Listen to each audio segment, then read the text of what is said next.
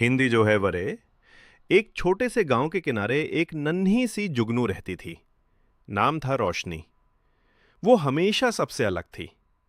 बाकी जुगनू जब खेलने निकलते, रोशनी आसमान की तरफ देखती और सोचती, काश मैं भी तारों के साथ आसमान में चमक पाती।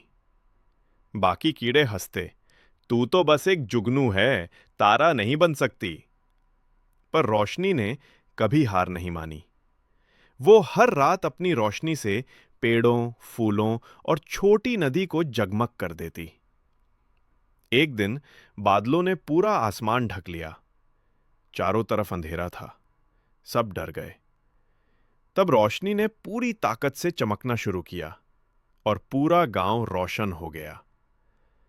अचानक आसमान से एक टूटा तारा गिरा। वो रोशनी के पास आकर बोला, छोटी जुगनू, आज तूने वो कर दिखाया जो बड़े बड़े तारे नहीं कर सकते। तूने अंधेरे में उम्मीद जगाई है। रोशनी मुस्कुराकर बोली, तो क्या मैं भी एक तारा हूं? तारा बोला, हां, क्योंकि तारा बनना आसमान में होना नहीं, अंधेरे में चमकना सीखना है।